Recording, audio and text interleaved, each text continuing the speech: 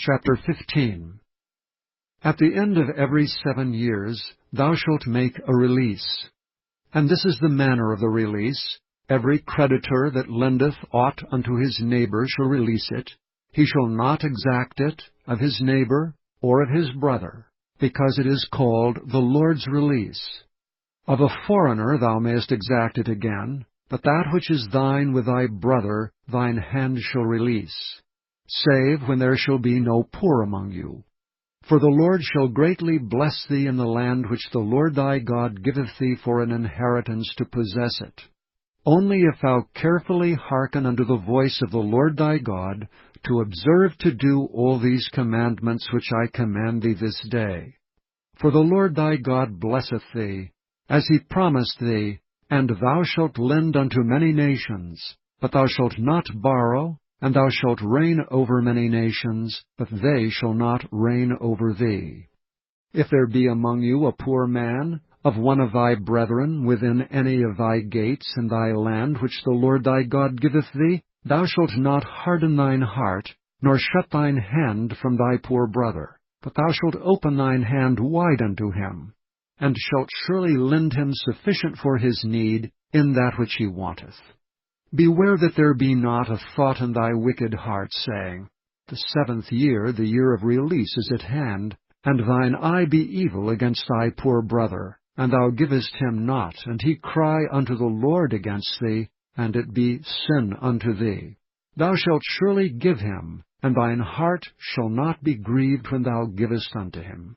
Because that for this thing the Lord thy God shall bless thee in all thy works, and in all that thou puttest thine hand unto.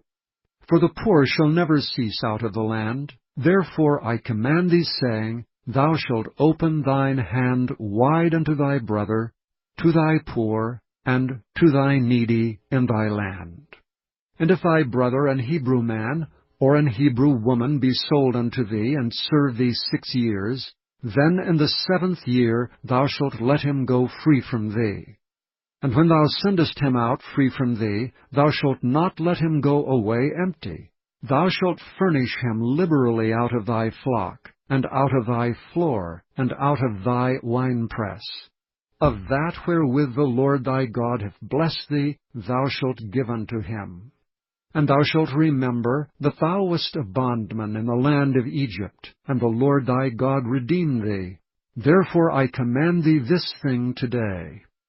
And it shall be, if he say unto thee, I will not go away from thee, because he loveth thee in thine house, because he is well with thee, then thou shalt take an awl, and thrust it through his ear unto the door, and he shall be thy servant forever. And also unto thy maidservant thou shalt do likewise. It shall not seem hard unto thee when thou sendest him away from thee, for he hath been worth a double hired servant to thee in serving thee 6 years, and the Lord thy God shall bless thee in all that thou doest. All the firstling males that come of thy herd and of thy flock thou shalt sanctify unto the Lord thy God. Thou shalt do no work with the firstling of thy bullock, nor shear the firstling of thy sheep.